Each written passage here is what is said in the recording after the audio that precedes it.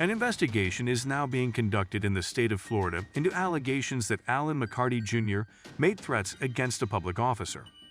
Circuit Judge Staya Warren's judgment in a child custody battle, which went against Alan, spurred him to make threats against her after the result went against him in the dispute. Alan will be required to appear in front of the Circuit Judge Matt Foxman in order to obtain information regarding what the future holds for him. Just when you thought things couldn't possibly get any worse with Alan, you'll be left completely dumbfounded by the actions that he does in court. During his hearing for his sentence, Alan's anger got the best of him, and he started screaming at the judge. During the course of his illegal conduct, the judge said that Alan had even endangered the unborn child of a prosecutor, as described in the previous sentence. After Alan had lost it, he started calling Judge Foxman every epithet possible, including ones that weren't even in the book. This continued until Alan was arrested for his behavior. Alan was incarcerated in a small place and held against his will. The judge ordered him to remain sitting in the courtroom for the entirety of the proceeding, listen to it through a speaker, and observe it through a window that only permitted him to look in one direction at a time. His shouts could be heard through the glass, and he was given a huge 20-year sentence for frightening Judge Warren and to ensure that he would not threaten any other judges in the future. However, this did not stop him from making a fuss, and his cries could be heard through the glass. As a result of the outbursts he had in court, he was found guilty of contempt of court and received an additional 10 days in jail time. Because of it, he developed greater insight. Alan McCardell is a wonderful example of a criminal defendant who behaved in an unreasonable manner while appearing in court. On the other hand, wouldn't it be an equally insane idea for her to use her grandfather as a punching bag? For instance, in the notable case of Ebony Burks, a 32-year-old woman in Ohio who was accused of assault and domestic abuse, Judge G. Bennett concluded that Ebony did not commit the offenses that she was accused of and found her not guilty of them. This case is known as the Ebony Burks case. When Ebony was granted permission to speak to the victims involved in her case, things quickly deteriorated and went from bad to worse. She felt upset because she was unable to speak with her grandfather, Shedrick McCrae, with whom she lived. She had been living with him for some time. She was unable to rein in her emotions and engaged in a physical altercation with the judge despite his repeated warnings to refrain from doing so. In the beginning, Ebony was found guilty of contempt of court and handed a sentence of 30 days in jail by Judge Bennett. The judge expected that would be the end of the case when she served her sentence. Despite this, she persisted in arguing with the judge and acting rudely toward him while she demanded that he give her a more severe punishment. During the course of the judge's remarks, an additional 300 days were tacked onto the initial sentence. However, let us compare and contrast Ebony's astonished response to what he said with the outburst that Henry Eldon made before their punishment. Despite the fact that Eldon engaged in illegal activities, the manner in which he behaved in court will make your blood run cold. Henry believes that he is an American national, which means that he sees himself as a sovereign citizen who is above the ordinary rules of his country. As you listen, he will explain that Eldon was there with a buddy who was also a sovereign citizen and who videotaped the entire thing on his phone. He will say that Eldon was present with this friend when the event took place. Following some back and forth between the two, the friend even defended Eldon's inappropriate acts in front of the judge. The ruling is obeyed only partially with reluctance, but the judge has had enough of his disobedience and has begun asking to meet him.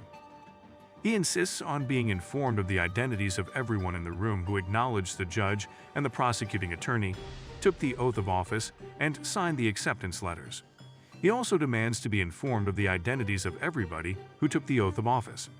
Eldon does not appear for the subsequent court session that takes place a short while later. He is nowhere to be found. The judge decided that he should spend 2 weeks in jail and issued a warrant for his arrest.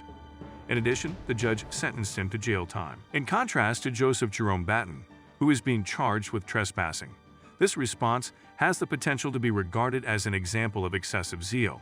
Nevertheless, the same cannot be said for Joseph Jerome Bon.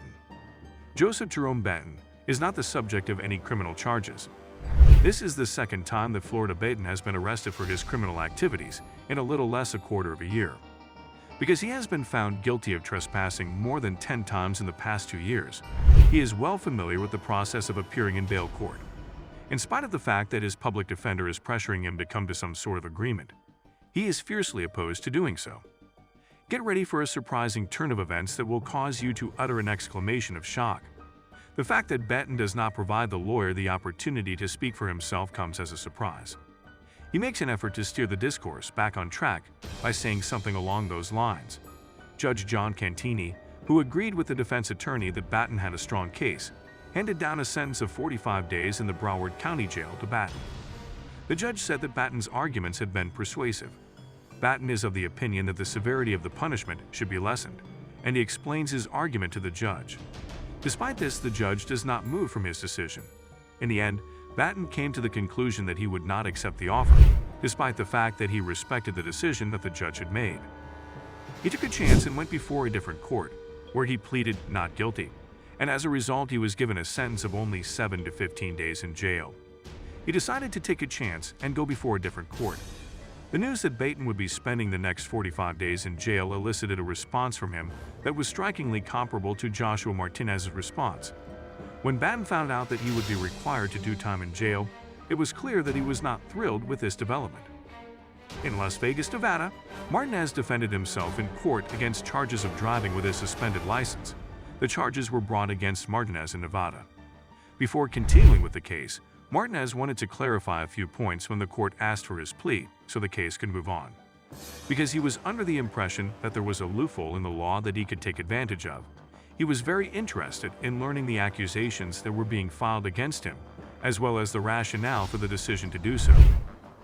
Martinez claimed that he was charged with driving while his license was suspended, canceled, or revoked because the judge did not allow his request for the judge to grant his request. Martinez requested that the judge grant his request. Martinez starts to question the authority of the judge despite the fact that it could seem like an easy process to have your driver's license suspended. The judge has reached her limit and has made the decision to show Martinez, who is in charge of the courtroom, because she has reached her breaking point.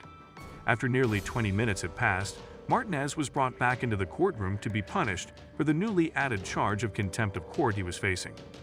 Martinez makes an effort to argue his point by bringing up his rights under the Sixth Amendment, but it is too late for him to do so at this point in the proceedings. Just when you thought you'd seen it all, another inmate comes along and defeats him. Just as Juan Martinez is beginning to behave in an unreasonable manner, Karen Stevens walks into the courtroom. The legal action that Stevens is doing against Paul Nicoletti, an attorney, is taking place in the state of Michigan. Karen stood up to the attorney Nicoletti's attempts to punish her in every conceivable way and defeated all of his plans. The judge appeared baffled and did not appear to have any idea what was going on in the courtroom. Karen did not receive what she had come for, and she will now be obliged to pay a fine in the amount of $500. She appeared to be taken aback by the verdict. However, that was not the end of it. The judge let her leave the courthouse with nothing more than a fine in her hand. The divorce hearing is currently taking place in Shelbyville, Kentucky, and it has turned into an emotionally charged argument. The procedure for getting a divorce was started by the other spouse in this particular case. 18. The counsel remind the judge that one of the children has raised concerns about their mental health by expressing that they wish to hurt themselves while the divorce proceedings are going on. In other words, this child has stated that they want to self-harm. The mental health of the youngster is called into question as a result of this. Even after considering all of this evidence, the court remains unconvinced and believes that there is insufficient proof to prove that it is essential to acquire the prescription medications. Even if the defense that the father puts out is persuasive, the judge does not buy it. He is unable to keep his thoughts to himself and would like to direct anything toward the judge. Very quickly, the judge renders a verdict of guilty and chastises him for having committed contempt of court.